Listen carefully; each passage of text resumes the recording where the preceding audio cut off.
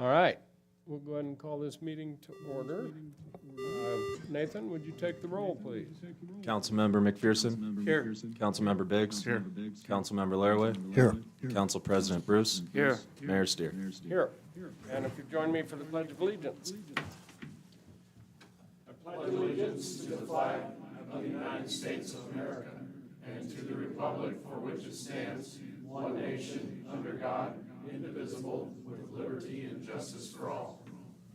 Thank you.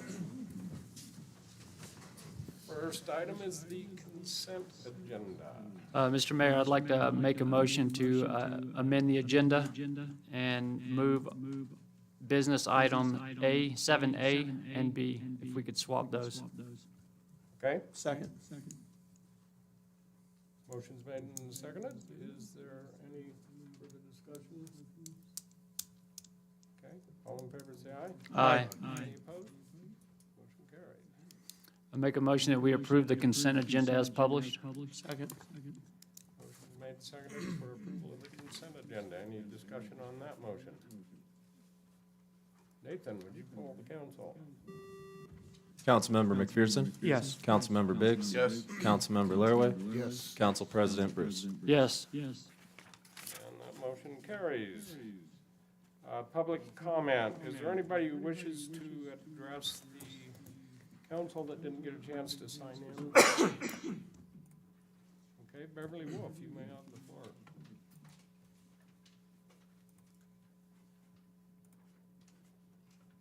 Press the wrong button.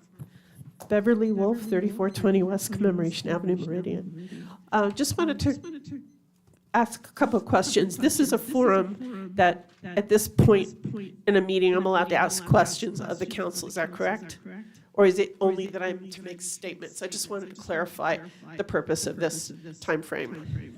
Well, generally, it's just to make a comment. Okay, well then my one It- comment for it tonight. It depends a lot on how hard the questions are. Okay, well, I don't have any other harder questions for you tonight, but I just wanted to clarify for future, so if I sign up for this, I know what I'm allowed to talk about. It's preferred that you just make comments and then we can figure it out from there. Okay, well, my one comment tonight is about the agenda. Under final plats, it says it's a preliminary plat. So I read stuff, and I'm just trying to clarify, because I looked at other agendas, and when you're reviewing final plat, it says it's a final plat. So that's all I have to say tonight. Okay, thank you.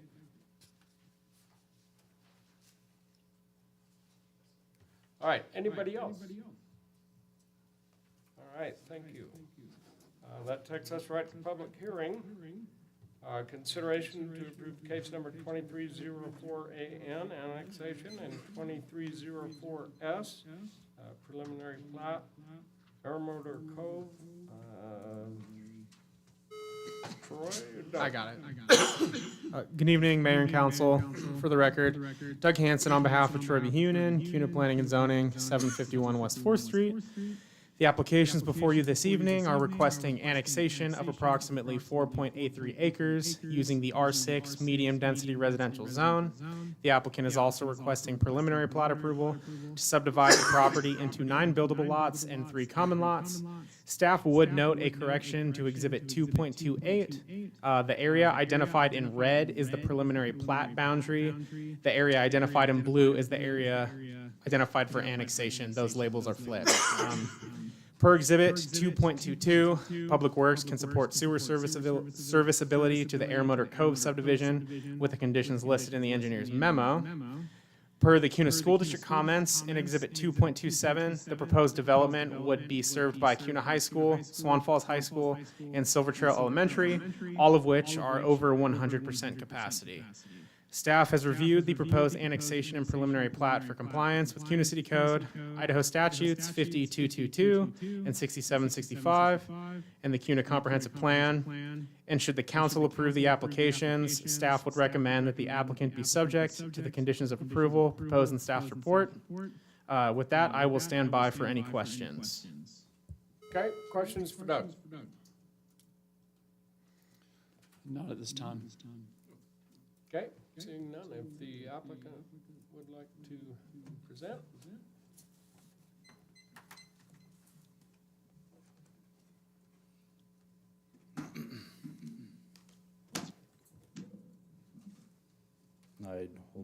Is it on? Okay. I'm Andrew Newell. I'm with Wilmer Engineering. Our address is 4355 West Emerald Street. Thank you, Doug, for that presentation. I don't think I have anything else to add. I think working with staff really helped solidify this project pretty well. So we've reviewed the staff report. And we concur with its findings. So I'll just stand for any questions that you have today. Okay, questions for the applicant?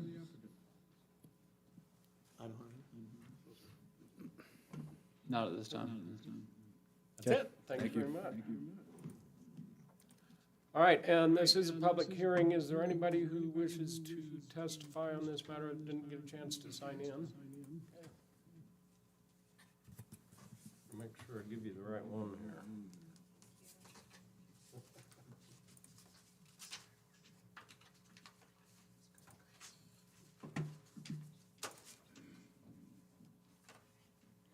There we go.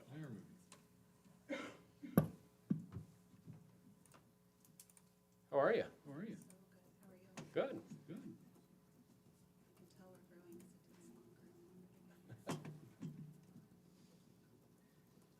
You write fast.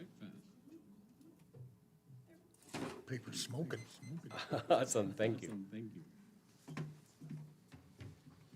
All right, first we have signed up to testify Beverly Wolf, testifying neutral. Beverly Wolf, 3420 West Commemoration Avenue, Meridian. I know this isn't a large division, and I'm an equal opportunity statement maker, so this one adds to the school problem, just like the big ones do. So it's a problem that's not resolved. It also will add more traffic, like everything else that's coming in. And I don't understand why bigger picture isn't considered yet. I mean, I know you're trying to, but do you have the projects numbered? Do you know what streets ACHD is going to close down? That's starting to cause ripple problems out there. When any development starts and there needs to be road work or anything else done, what's the plan? Does everybody know? Does everybody get informed? Okay, you can't drive this way to work, you got to go that way, and it's going to be like this for this period of time. I'm sure some of those things are on a website somewhere, but do they start getting numbered? Are the developments numbered? Does one happen just because it was approved by a date, or does another one start when everything in the infrastructure isn't ready for it? It's just a question because taxpayers are bearing the burden of increased insurance and increased costs of everything. Utilities and everything are going up. So what happens to the people who are already here, who are already paying the taxes? Just want to know. Okay, thank you. And Danielle Horatz, testifying opposition. Good evening, Mayor, Councilman, Danielle Horace, CUNA School District 711, East Porter. So I want to start by letting you all know this is likely my last public testimony on behalf of students of CUNA School District. So I want to start by extending my sincere gratitude to all of you for your partnership, for the focus that you've all shown to help make sure that every kid in CUNA has a place to learn. So thank you. My role is called Director of Partnerships, right? Because that's what I was asked to do. Figure out a way, Danielle, to go engage developers who want to build houses in CUNA and find a path to partner with them. Find a path that makes sense to them, find a path that makes sense for our community, and find a path that ultimately makes sense and benefits our kids. So what that partnership looks like usually is me meeting with developers, right? I explain the physical conditions of our schools. I talk about the lack of appropriate heating or cooling in classrooms. I let them know about the overcapacity classrooms. I let them know about our lack of space for sporting fields and events. We talk about it. And then I ask for a voluntary contribution of $3,200 per door. And that is a voluntary contribution. And this is meant to help mitigate, not solve, and that's an important distinction. It's meant to mitigate the impact of the growth of that development. And I want to tell you, and I want everyone to remember this, please, it's working. It is actually working, folks. Developers hear this message, and they often respond with voluntary donations of land that we can build schools on. They respond with parcels of land that we can save and sell later and use the money for what our needs are. They respond with money. We've even had one respond with building us a home through partnership with our Swan Falls High School students that they can participate in it, and then we can ultimately sell that home. I'm really open to what does partnership look like, right? And I'll tell you that many developers are used to some upfront costs when they build homes because it's really easy to see how developments impact the communities they build in, right? They know there's additional need for more traffic lights, just as Beverly said, because there's more traffic. They know there's need for more police and fire stations because there's more citizens to serve. And folks, they do also know that there's more need for teachers, desks, and physical schools because their developments bring kids. And in most states, developers are actually legally required to pay schools for this, but in our state, that's not an option. We live in one of two states where schools are actually excluded from receiving these fees to cover the cost of growth. And so I hope it's clear that for everyone to know that developers don't have to cover the cost of their impact to schools. But many do because they know that it makes sense. And they also know that good schools sell houses and that people move to CUNA for their families. So I didn't meet with this developer, but my partner Robbie Reno did. And he explained the situation at our district, and he asked for that contribution of, 12 times 3,200. And we did not get an offer of partnership. He doesn't have to, so he's saying no to covering that small portion of the impact his subdivision will have on CUNA School District. And so it's for that reason that I'm asking you to deny this application. Thank you. Thank you. And Danielle, we're going to miss you. You've come a long way with helping the school district and the city. And being a voice for the kids. Appreciate your efforts. Thank you. Yes, thank you very much. You've definitely taken a pound of flesh many times over. All right, did anybody else wish to testify? Didn't get a chance to sign in? All right, seeing none, rebuttal.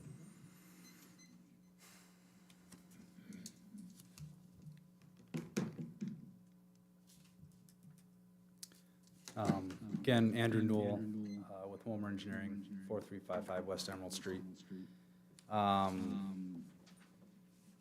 Just to touch on to Beverly's concerns about the traffic.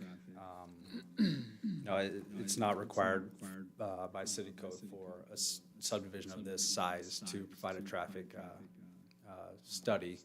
So therefore, we're just following the requirements set out by city code. And we don't believe that nine buildable houses will impact the streets by that much. But I just want to kind of lay that out there. And then for the schools, I think I'd like to bring up Rick. He's the owner. He's lived here and on this property for many, many decades. So I think he'll be able to explain where we're at with the school district now. And I do think we still are communicating and working with them on a path forward. So I don't think that door is closed, but I'll let Rick speak to that. So I'm Rick Marino, 855 West Hubbard Road. I've lived there for 27 years. This project has been about 5 years in the making between ACHD and the city to actually just create buildable lots for my sons. 2 of them. So with that, without access to the street, we had to create a public way to get into it. And then with that, how to pay for it. And then those other lots came about needing to be created to get the lots. But I did call Rob. I spoke with him a couple times. And he kept asking me if I'd consider paying a mitigation fee. And I did tell him that I was able and willing to, but I wasn't able to do it at the cost that they're talking about. And he was talking to me about the development costs and the developers that come into the valley, and especially to CUNA. And I addressed that with that in this application, it's a little different that I'm technically a developer, but I've also been a taxpayer, and I've been paying taxes into the school district for the last 27 years. One of my sons is here. He was here for 12 years of that, and I've been paying taxes for 15 years since then. And in the next, as far as I can tell, I'll be staying on the property. I'll probably be paying taxes into the school district for the next 20 years, or however, I get a chance to. So I asked if they would change it from applicant offers no mitigation to applicant offers partial mitigation. I didn't get an agreement on that. I was willing and able to, but I wasn't able to come up with a number for them. So I tried to go to the school board, which was bad timing on my case because it was last Tuesday during the budget hearing. So if you watched KBOI, you saw me on it. But anyway, I was the first to speak, and it was mostly just to let them know that I'm not a traditional developer, and I have been a taxpayer, and I do support the school district. And I was actually on the committee of the last successful school bond. I've been here for a long time. I've supported every small youth team as a coach, other than football. My wife worked in the school district for 20 years. It's a little different than a developer that comes in, maximizes things, and leaves, which I get that. And I understand the impact of the schools. I've lived through that. I've been part of that. I've been trying to help with that in the past. And this cycle is something that happens with growth. I just don't believe that my situation of creating maybe 4.5 students is going to be it isn't the biggest issue of what the school district is facing. I am willing to help, though. With that thought, I guess what I want to just finish up with is that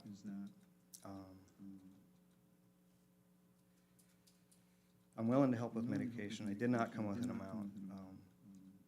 I was offering something either with my time or $500 a door, something in that level. Reaching out to the school district, it was just an informal, I didn't get a conversation. It was just me speaking, and I didn't get a response from them to that, to their credit. That's all that I really had as far as my rebuttal to how I'm actually trying to work with the school district on this. Do you have any questions for me? Okay, questions? No, sir. Did you say you're moving your sons in those houses? Is that what you? Well, the whole plan was to create 2 buildable lots because they wanted to actually move back into the city of CUNA. So that was what that was. So That's what started this whole development idea. So it's for your family to move in? The rest of the lots are for ended up being created to pay for the street. I have nothing further, Mr. Mayor. Thank you. Okay, thank you very much.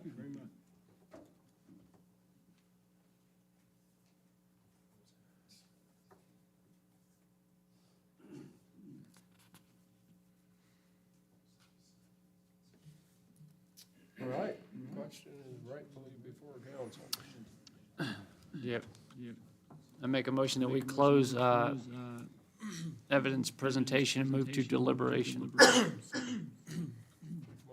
made and seconded. Is there any further discussion on that motion? All those in favor, say aye. Aye. Any opposed? Motion carries.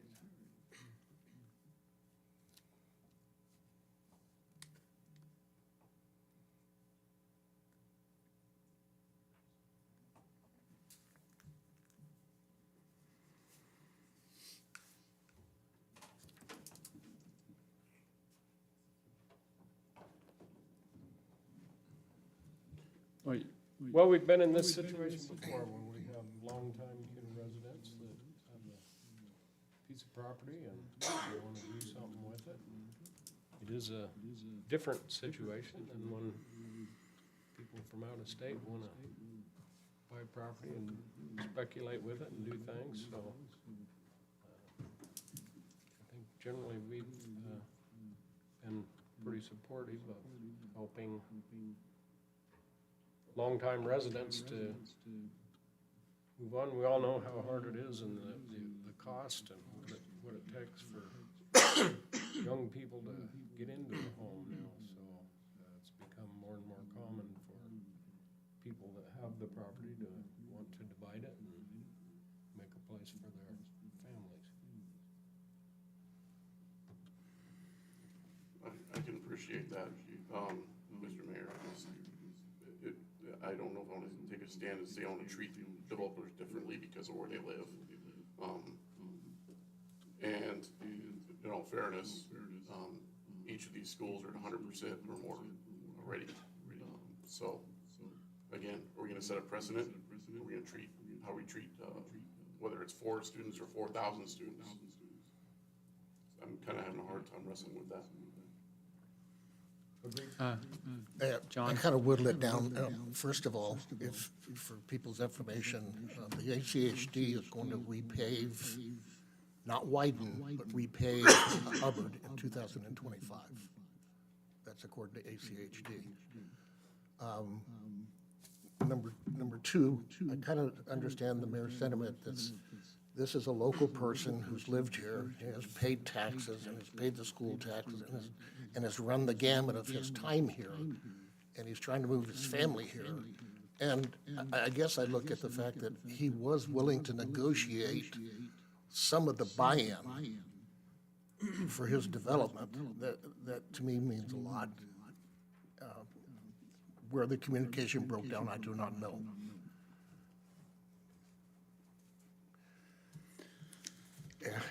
Is the amount of kids, which is unknown, moving into that subdivision going to collapse the school system?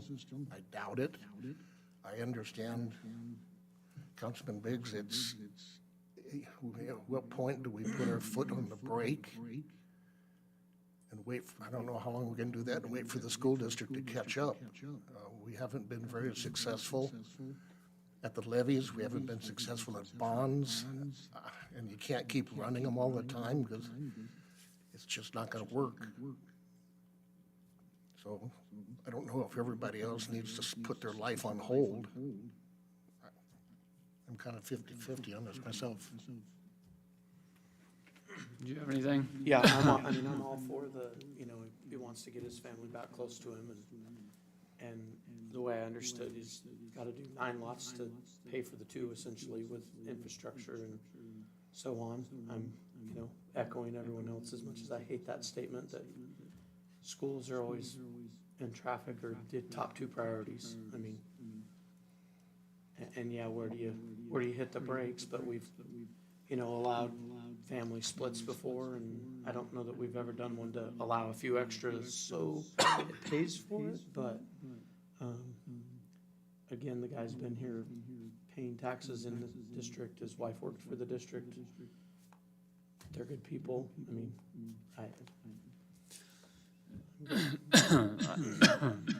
I look at it as, yeah, we have 9 buildable lots. We have 2 houses that'll be for family.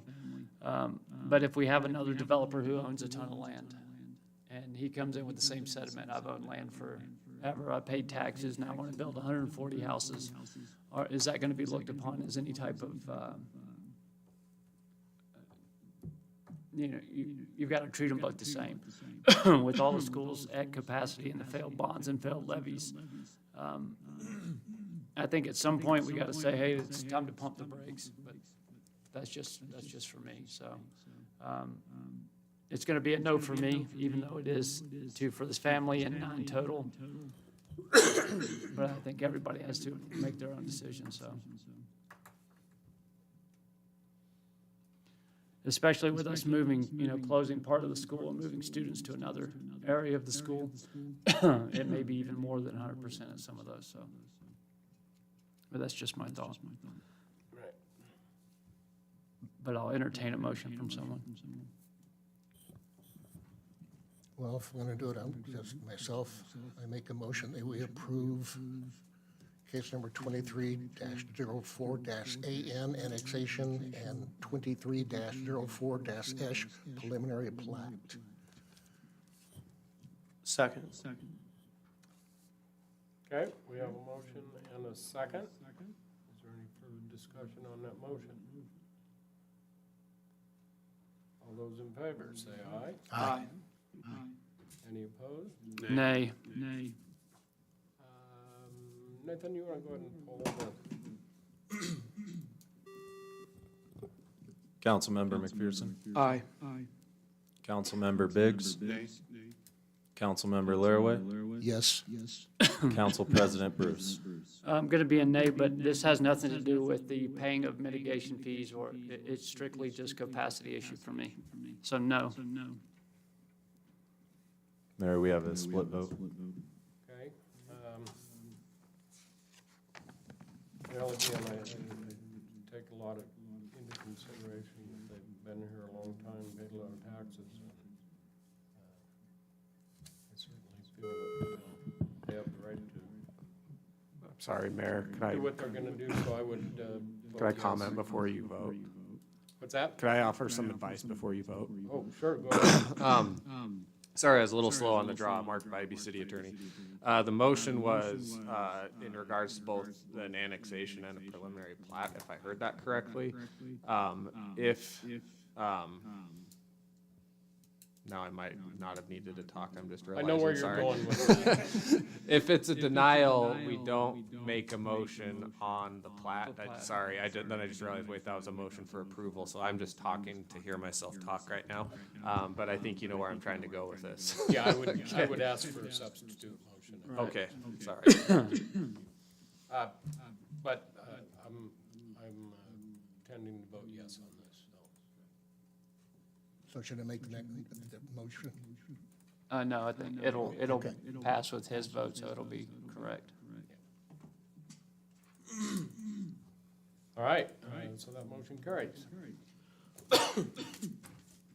Item 7, we're gonna switch item 7B to A, which we did by motion. So, first business item is Resolution R38, 2024, Morgan Treasurer.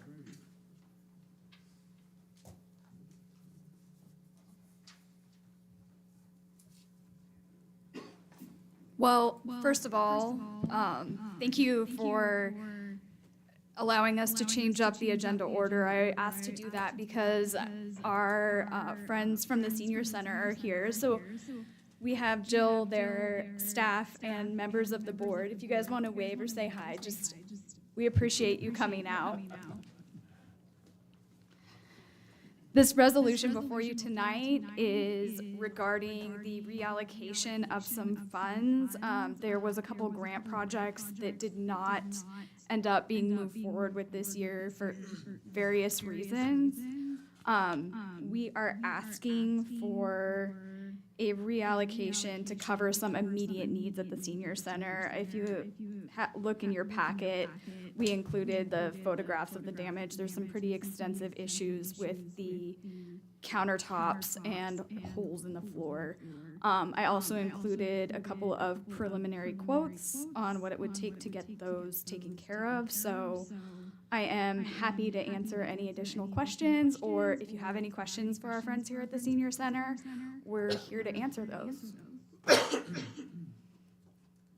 And then I'll just add to that too, we've been working at this for quite a while. The countertops in there are rough, they're hard to clean and keep sanitary, and they're just aged out. And so it's really important it's been really important to our team to try and get this done and get this moving along as quickly as we can. And all of our other efforts haven't seemed to pan out, so this is kind of where we're at, the best route we see to make this happen. And when you look at that top picture right there, even ignoring the duct tape that's covering up where it was ripped off, the surface of that Formica is rough. It's almost as scratchy as it looks, like it was designed that way. That makes it really hard to clean. That stuff gets down in those cracks and makes it very difficult to keep it sanitary. I don't know why they used that when they did that anyway, but Why can't we just use more duct tape? I'm kidding. Different colors of duct tape would work, yeah. So anyway, that's just, I just wanted to kind of give you an idea. We've been looking at this for quite some time and trying to come up with a solution, and this we think is our best way to get this moving forward and get that problem taken care of. I know, and I'll add this, for years, back in the 2004, 5, and 6, we used to hold our city council meetings there, and they always opened the doors to us and always took care of us as the city when it was time. Ditto for the VFW. I use it quite frequently. Anyway, so that's the request. Unless Morgan wants to talk some more.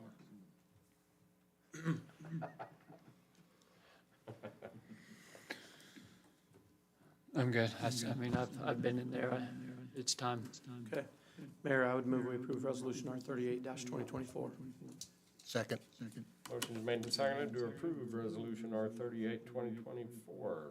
Any further discussion on that motion? All those in favor, say aye. Aye. Any opposed? And that motion carries. Thank you very much. You're welcome. Thank you. Don't be getting too, Yeah. don't be getting too wild out there.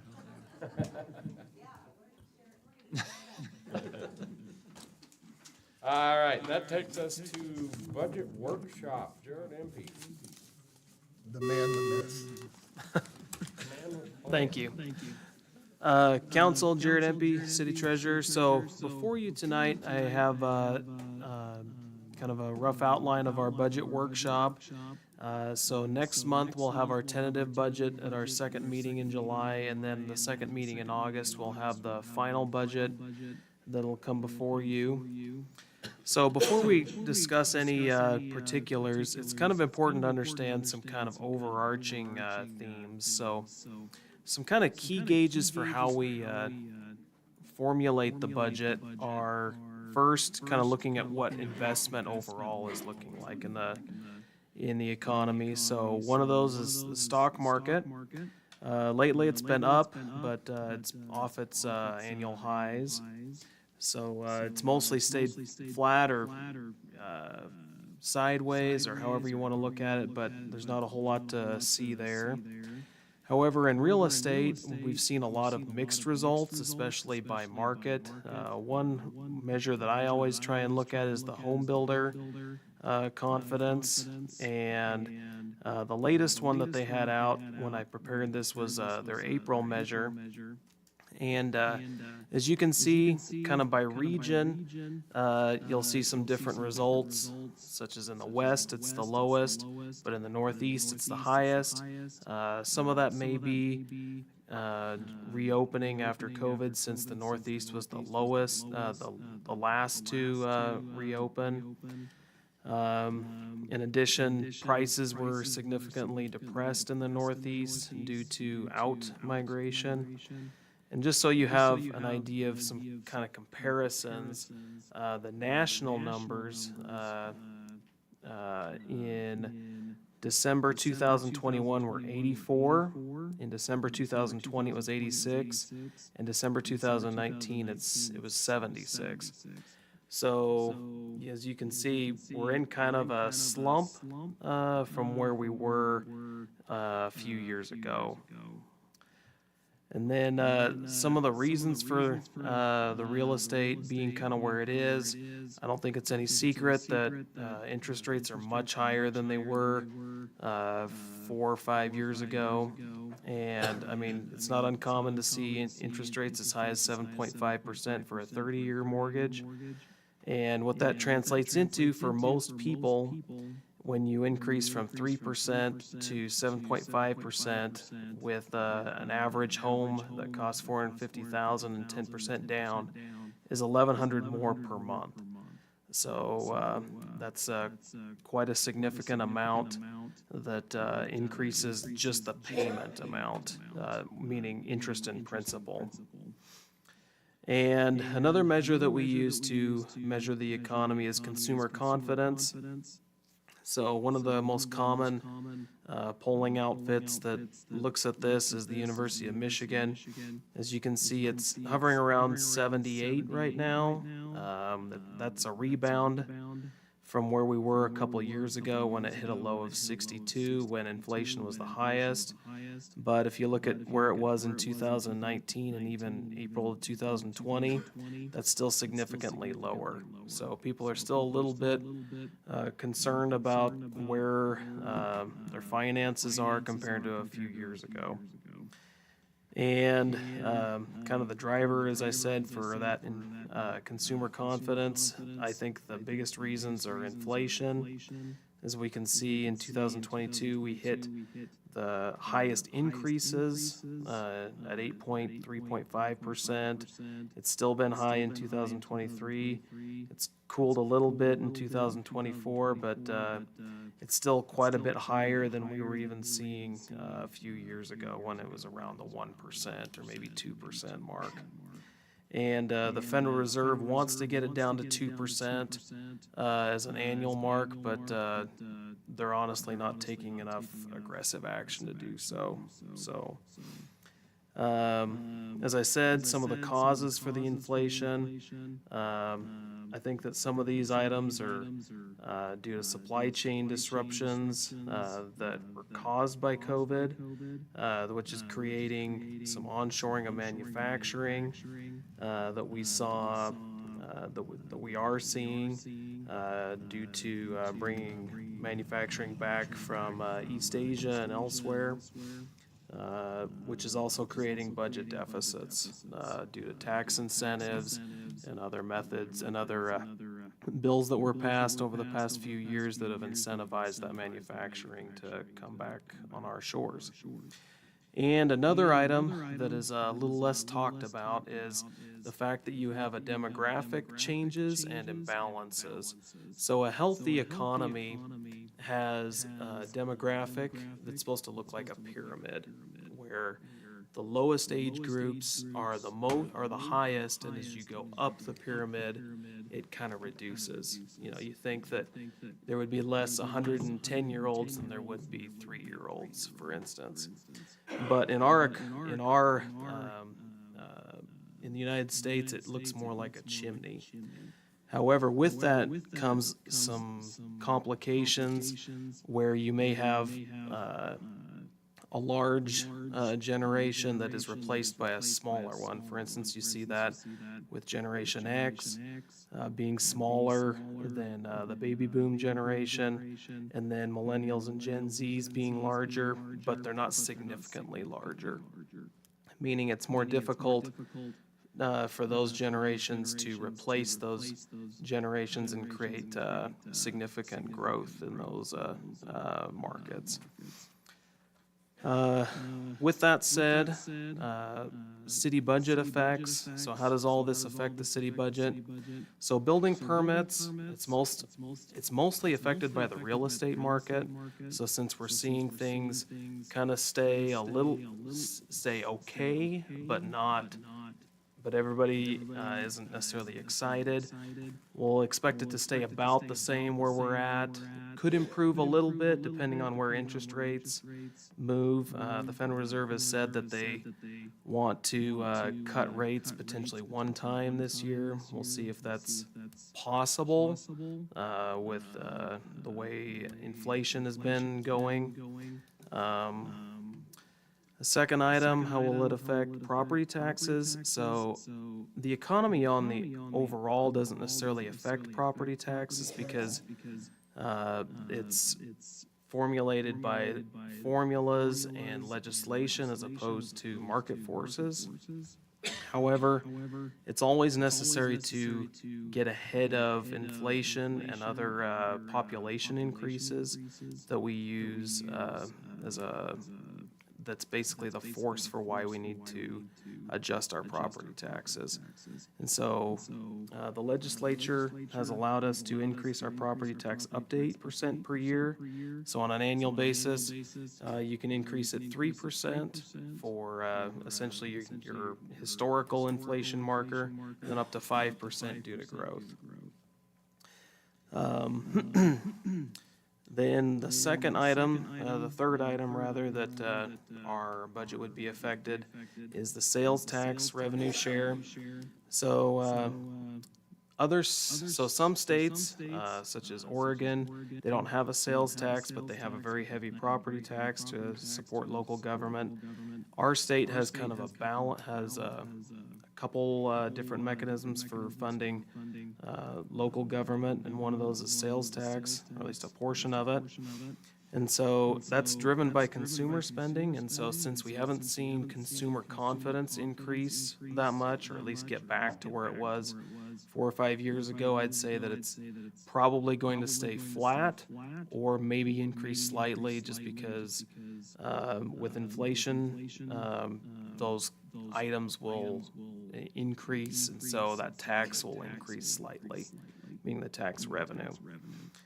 Then, how will it affect our proprietary funds? So the way it mostly affects our proprietary funds is the fact that it affects the replacement costs for our infrastructure. So that doesn't necessarily affect everything now or today, but it will affect things when we have to dig up a pipe or replace a liner at the lagoons or make improvements at the North Wastewater Treatment Plant. Once different items age out, for instance, what used to cost $1 million a mile, I think probably realistically costs $2.5–3 million a mile nowadays. So inflation has hit construction costs particularly hard in infrastructure. So even though the official numbers would say that over the past 5 years inflation's at 20 or 25%, really in infrastructure costs it's raised 100% or 150%. So it's important to see how much that increase would be putting a pressure on those funds. And so as such, it's important to not wait for a crisis to occur where we have to jump rates significantly, but rather to increase them slightly as we go. And so with this, the one fund that so as such, the funds, we usually try and keep up with inflation by just increasing it in proportion with the CPI figures that get put out. However, the water fund has seen a little bit more pressure. The reason for that is because we've had to build a couple wells lately, and revenue has not increased as dramatically as some of the other funds. And so we may need to do an additional increase above inflation, however, not to exceed the 5%. And we'd be looking to, in September, increase the water meter fee that would be paid through the building permit process.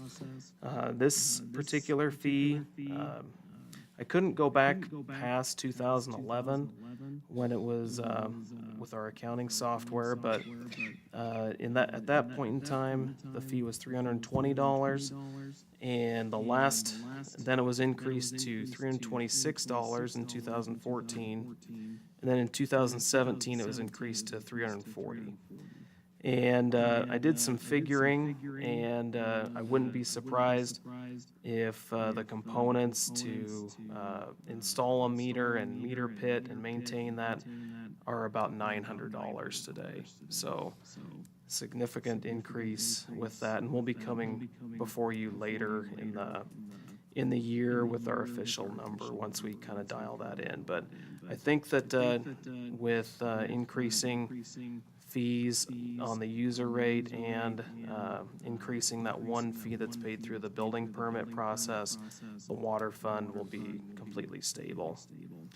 That said, expenses are another item that have definitely been hit due to these market forces. One of those is payroll increasing in proportion to inflation. I think it's no secret that it's hard to find good people, and it's important to make sure that they can still afford to live within your community. One example of this is to maintain good staff in our water and sewer. Just a few years ago, it cost about $15 an hour to hire an entry-level operator, and today it may cost $22 to $25 an hour. So it's pretty significant, the cost increases we've seen just for labor costs. And then, as I've said previously, the capital expenditures have really ballooned over the past few years due to a lot of factors, supply chain and labor costs as well. And we're trying to, keep those costs under control. And when they do come about, we engage in a competitive bidding process. And so everything that you see is included in the details. However, there may be some outstanding items for the tentative budget, such as the final inflation figure that we'll get for the May CPI figures, and a few minor payroll items, such as a few employees may switch departments or may get a raise of some sort. And so those may be some minor payroll items that may change by the time we bring before you the tentative budget. And then I put together a summary of the funds. If you could turn to page 107, it looks like it got out of order. So some kind of important figures are the cash carryover. So these are the estimates that we'll have. So I think the cash carryover is still looking good. The reason why this is important is because this helps us offset the user rate increase by investing those funds in interest-bearing accounts such as the LGIP, treasury notes and bills that have been doing very well, agency bonds that have also been doing very well, and our very low-risk investments. Before you is the cash flow summary also, so this agrees to the detail summaries. So in general, we try and make sure that all of these funds are a net positive. However, when they're not, we provide an explanation, such as the general fund. The reason for that negative cash activity is we wish to create a larger meeting facility for city council and for other community meetings. The grant fund is a net zero fund, and so that will always be zero unless we have a carryover from the prior year. The latecomer fund, that one will be pretty much a net zero for next year. We plan to pay off significant obligations that we have with the Falcon Crest development, and so you'll see that come through.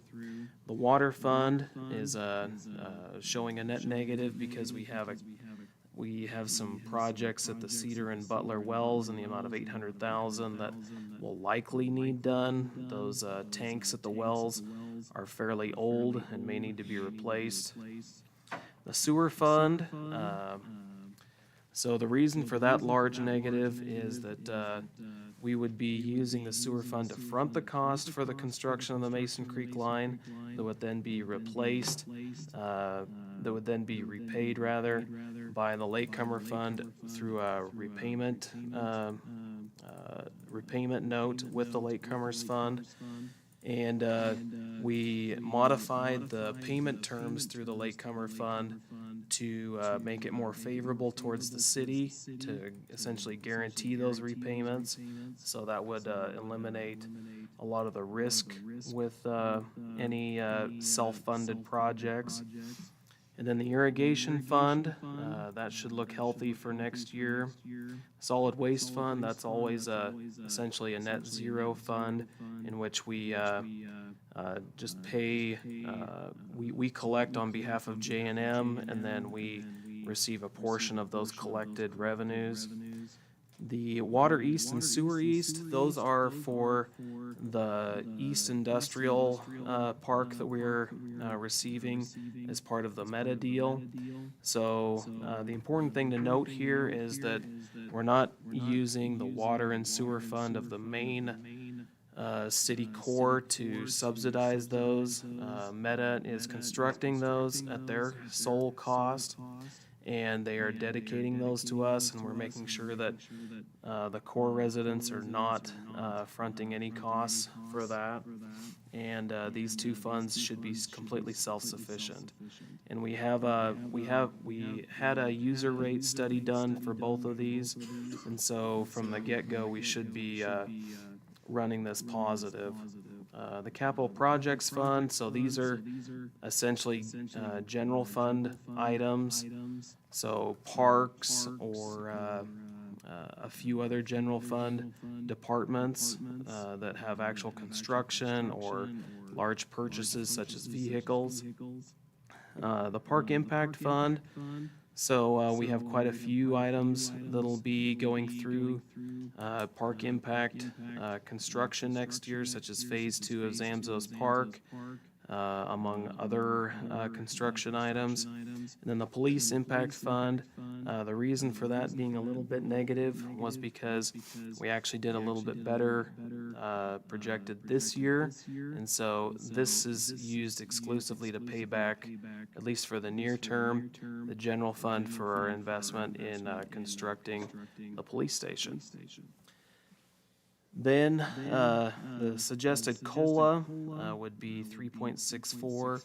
That may change slightly. It may go up to 3.67. It may dip down to 3.6, but that's a good ballpark number, just based on what inflation figures we've seen lately.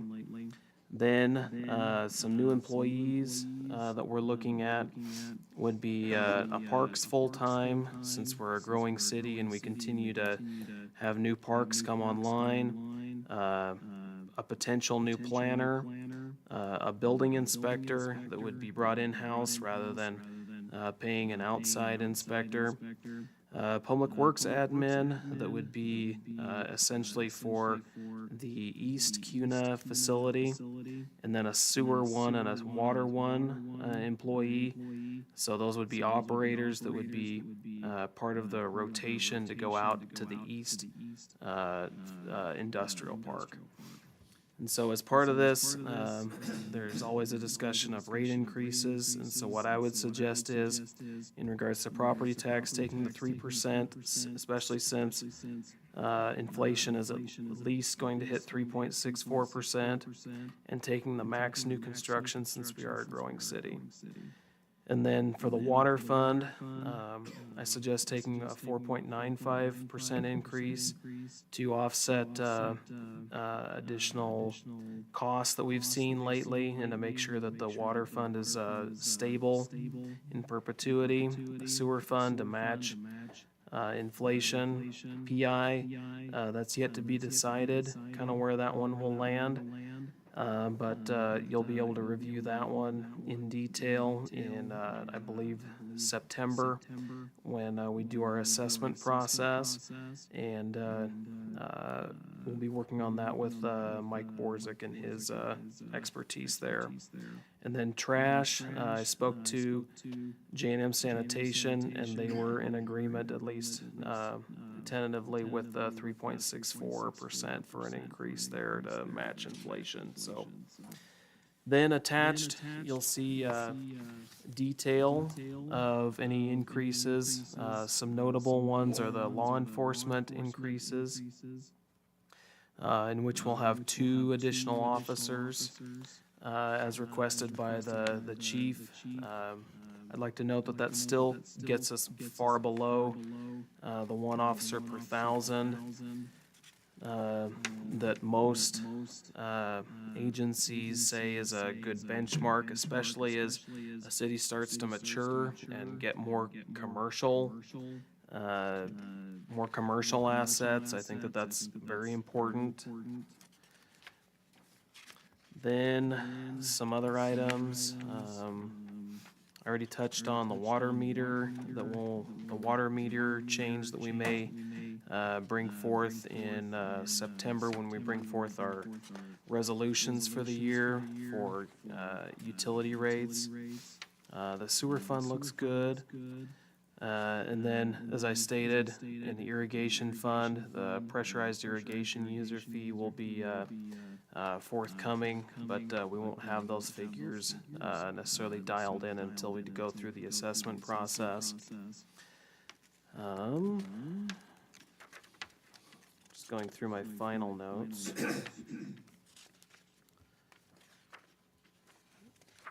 Okay. And I think that's all I had. I'd like to make this a discussion, so if you have any questions in regards to anything you read or any items that we discussed in the agenda, I'd like to sit for those questions. Okay, questions for Jared?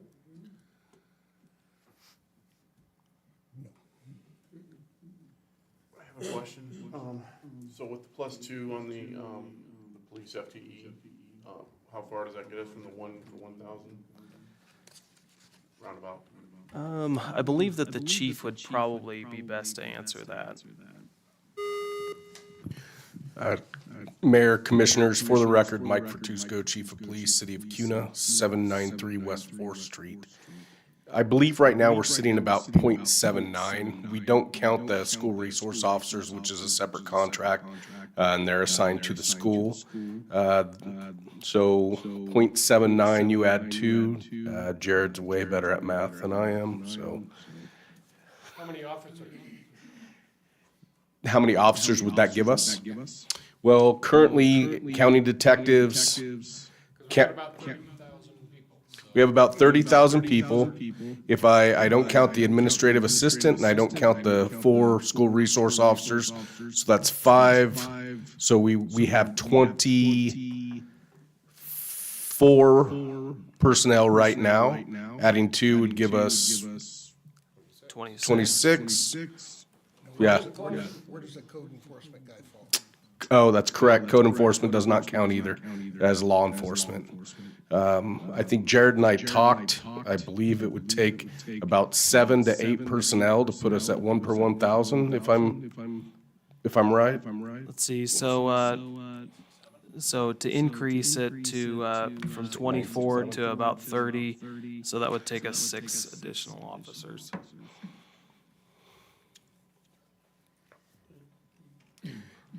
Just for the record, I don't want to hamstring the city, so I'm asking for 2. And the way that our staffing model works is we have currently 6 patrol deputies on each side of the week, plus a motor unit and a sergeant at each side of the week. And they work overlapping shifts. So normal patrol, if you were to look at unincorporated, would run a day shift of 6, a swing shift of 6, and a graveyard of 6, give or take 1 or 2. The way we work is we have 6 deputies that overlap by a couple hours each shift, and then at nighttime, we only have 1 deputy on a graveyard shift after the late swing goes home. And my goal is to get these 2 added positions so I can have 2 graveyard positions on at night, so they're not alone. And most of our calls seem to be at least a 2-man response now.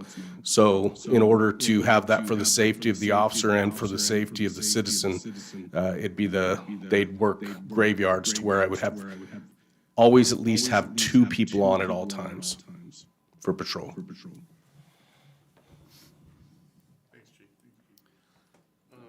I did have one other question, Jared. You may not be I guess, all-knowing on this one, but with the DMV that was potentially going to come in here, we're going to fix the building, but is that going to be projected in the next fiscal year? And if so, what's going to happen to the council chambers, and will that affect the budget? Yeah, so Councilman Bruce, so we do have, that is budgeted for, but I think that that's still under discussion, exactly the logistics of how we'd go about that, so. So basically, the plan would be to build council chambers that's big enough, and then this would become the DMV. So it'll depend on what we do get that built as to what happened. But that would all be in the same budget to make all that happen. So maybe in FY '25? But I think you've got some numbers in there for it, don't you? Yeah. And I had a question, if I may. Instead of doing, is there a requirement for the amount of fund balance that we're supposed to carry? Could we forego the COLA cost this year and just carry our lower fund balance out of those rollovers? So, Councilman Bruce, so that would be possible. There is no statutory fund balance that's required as part of that. However, I would say that in doing so, sometimes that sets a precedent in which you go several years without an increase. And we saw that, I believe that we set our rates back in like 2014. And then we went at least 6 or 7 years without increasing. And it was a substantial increase to catch up because we had severely underfunded the sewer fund to the tune of $5-6 million. And it was a pretty substantial hole that we were in. And so I think it's important to look at kind of the big picture, that it's a lot easier to take a small bite at the apple rather than a large one later. So that would be my comment to that. Well, and then I think I would add to that, though, the passing of House Bill 389 a couple, 3 years ago, a lot of cities are already seeing a really hard impact from that. We had enough of a cushion that it wasn't really biting us too hard, but each and every year that's going to have more of an effect, and that's going to create some problems for us getting to the 1 per 1,000 for the police department, because that's a large part of the general fund, and that's going to be the one that's affected the most, but it'll have effects across the board. So although it'd be nice just to take a bite now, that's going to start slowly inflating each and every year. So I think there's a danger in that, and not being able to keep up. Morgan, did you have something you wanted to? Yeah, Mayor, Council, I also think it's important when we're talking about the fund balance that we keep in mind what is going to happen to the levy rate with the addition of a few major projects coming on, industrial projects, when those hit the construction roll. So we've all understood in that building that's going out there in East Kuna, that it's positive for our community, but it's important to realize that we don't get to realize the tax benefit of that until those buildings are issued their final certificates of occupancy. And I think it's important to have a cushion in that fund so we're able to adapt over the next 2 or 3 years as those big projects come on the construction roll and we really see the impact on the levy rate for the budget moving forward, because there will be some equalization that we're going to have to look at coming out of that. Awesome for the taxpayer with the levy rate going down, but internally for us to adjust to numbers, it could take a few fiscal years to settle that back down. Well, and the reason I was asking is I just look at, with the way the community is being hit with inflation and costs and everything else, explaining to them that we carry $64 million over in a budget and that we still need more, that's something that I get asked questions about. So just food for thought. Yeah, and one thing I might add, if I may, Councilman Bruce, despite the increases that we've taken with COLA rates, our shut-off list on a monthly basis has not increased.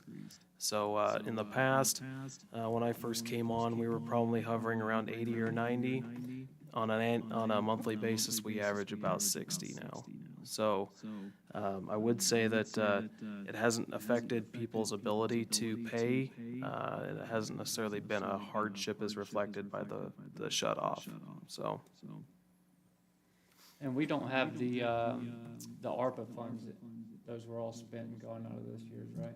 Correct, yes. So we paid out all of those last fall to pay for the Danskin force main project that opened up quite a bit of capacity for us. Thank you, Jared. Jared, and Chief, there's a question about when law enforcement produces infraction costs, DUIs, where does that money come back in the general fund?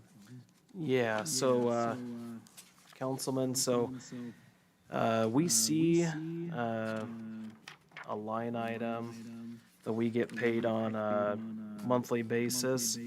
So let me find exactly which one it is.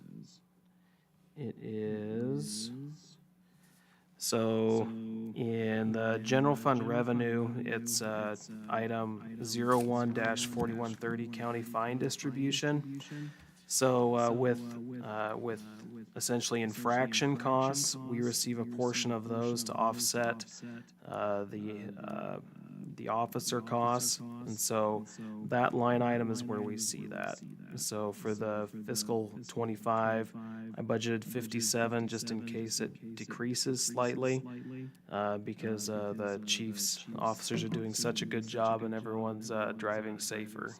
What page is that on? So it would be page 10, I think it's 106. And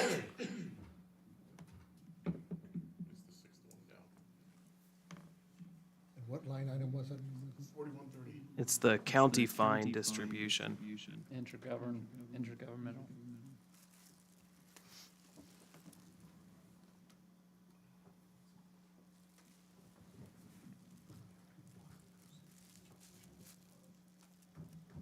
Thank you.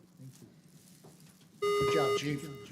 Councilman Laraway, if I might, also a lot of those citation costs, as I think, as you know, go towards Idaho Post Academy, I believe, and the county takes a lot of that. And what I like to explain to people is the more citations we write, the more the prosecutorial rates go up also.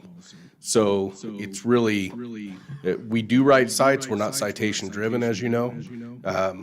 I think 57,000 is probably better than it was the year before. So I know they are working hard at writing those, the people that deserve them. So I just want people to understand, we don't want to write citations, we just want to change behavior. Thank you. All right, any other questions? No, thank you, Jared, for everything you do. Okay, is there anything that you would like to see for the tentative budget, or anything that you would like incorporated in the budget that you have not seen here? Do we have enough to operate next year? Yes. Yes. Okay. Yeah, so, I think, we did mention, possibly helping with the park side of, or the fields for the school district. Is there a way to, do we know what that would cost, what they spend to maintain that, or? I don't know that we'd want to completely take over their facilities. What I've offered, and Bobby has too, is that we would help with maintenance on some of their fields. If they'll give us a plan of what it is they want to do, we can look at it and work together on that. But they've yet to come forward with anything that really is Substantial. I don't know, what have you done yet, Bobby? Mayor, council, for the record, Bobby Withrow, what's her address? Sorry, 753 West 4th Street, sorry. So far, we've helped with doing some weed spraying, and some minor things with some of the school fields. Nothing huge yet, but I do have a feeling that might be a little more. And usually the request comes from KYSBA and not the school. So I try to walk a fine line of not offering everything we have, but still trying to make things as playable and enjoyable to the kids as possible. The goat head problem with the middle school last year. Yeah. Well, maybe that's something we could address in the next meeting that we all have together. I think it's been a while since we had one of those. You look excited about it. Yeah, you set that up, I'll be there. We're gonna send you. And snow, we'd like to tear up curb and gutter at the schools with our snow equipment. Oh, maybe that was just me that did that. I don't think anybody else did anything. It was just me. I have nothing further. Thank you, Jared. Thank you, Jared. Good, thank you, Jared. All right, consideration to approve ordinance 2024-10. An ordinance of the City Council of the City of Cuna making certain findings and enlarging the boundaries of the Cuna Municipal Irrigation System by the inclusion of Ada County Assessors Barton Quarry and declaring water rights appurtenant thereto are pooled for delivery purposes, directing the city clerk to record this ordinance as provided by law, directing the city engineer and provide notice of this ordinance to the Boise Cuna Irrigation District, the owners, and update the irrigation system map and providing an effective date. Make a motion that we waive 3 readings of ordinance 2024-10. Second. Motion's made and seconded to waive the 3 readings. Any further discussion? All those in favor, say aye. Aye. Any opposed? I make a motion that we approve ordinance 2024-10 as published. Second. Motion's made and seconded for approval of the ordinance. Is there any discussion on that motion? Nathan, would you poll the council? Councilmember McPherson? Yes. Councilmember Biggs? Yes. Councilmember Laraway? Yes. Council President Bruce? Yes. And that motion carried. Consideration to approve ordinance 2024-11. An ordinance of the City Council of the City of Cuna making certain findings and enlarging the boundaries of the Cuna Municipal Irrigation System by the inclusion of Ada County Assessor T.H. Holdings 2022 LLC and declaring water rights appurtenant thereto are pooled for delivery purposes and directing the city clerk to record this ordinance as provided by law and direct the city engineer to provide notice of this ordinance to the Boise Cuna Irrigation District, the owners, and update the irrigation system map and providing an effective date. I make a motion that we waive 3 reading of ordinance 2024-11. Second. Motion's made and seconded. Any further discussion? All those in favor, say aye. Aye. Any opposed? Motion carries. Make a motion that we approve 2024-11 as published. Second. Motion's made and seconded for approval. Any further discussion on that motion? Nathan, would you poll the council, please? Councilmember McPherson? Yes. Councilmember Biggs? Yes. Councilmember Laraway? Yes. Council President Bruce? Yes. And that motion carries. Consideration to approve ordinance 2024-12, an ordinance of the City Council of the City of Cuna making certain findings enlarging the boundaries of the Cuna Municipal Irrigation System by the inclusion of Ada County Assessors Patagonia Development LLC and declaring water rights appurtenant thereto are pooled for delivery purposes and directing the city clerk to record this ordinance as provided by law, directing the city engineer to provide notice of this ordinance to the Boise Cuna Irrigation District, the owners, and update the irrigation system map and provide an effective date. Make a motion that we waive 3 readings of ordinance 2024-12. Second. Motion to waive the 3 readings. Any further discussion? All those in favor, say aye. Aye. Any opposed? And that motion carries. I make a motion that we approve ordinance 2024-12 as published. Second. Motion's made and seconded for approval. Any further discussion on that motion? Nathan, would you poll the council? Councilmember McPherson? Yes. Councilmember Biggs? Yes. Councilmember Laraway? Yes. Council President Bruce? Yes. And that motion carried. Consideration to approve ordinance 2024-13, an ordinance of the City Council of the City of Cuna, making certain findings and enlarging the boundaries of the Cuna Municipal Irrigation System by the inclusion of Ada County Assessors CRML LLC and declaring water rights pertinent thereto are pooled for delivery purposes, and directing the city clerk to record this ordinance as provided by law, directing the city engineer to provide notice of this ordinance to the Boise County Irrigation District, the owners, and update the irrigation system map, and provide an effective date. Make a motion that we waive 3 readings of 2024-13. Second. Motion's made and seconded. Any further discussion? All those in favor, say aye. Aye. Any opposed? Motion carries. Make a motion that we approve 2024-13 as published. Second. Motion's made and seconded for approval. Is there any further discussion on that motion? Nathan, would you poll the council? Councilmember McPherson? Yes. Councilmember Biggs? Yes. Councilmember Laraway? Yes. Council President Bruce? Yes. And that motion carries.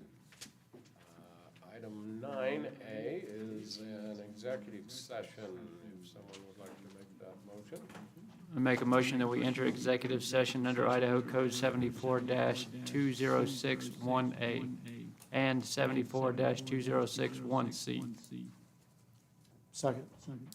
Motion's made and seconded. Nathan, would you poll the council? Councilmember McPherson? Yes. Councilmember Biggs? Yes. Councilmember Laraway? Yes. Council President Bruce? Yes. And that motion carries. So we will be going into executive session. There won't be any decisions made in an executive session. And that is the end of the business for tonight. So you're welcome to hang around and wait if you would like to do that. Otherwise, that's going to be the end of the fun for the evening. We have a bio break. What's that?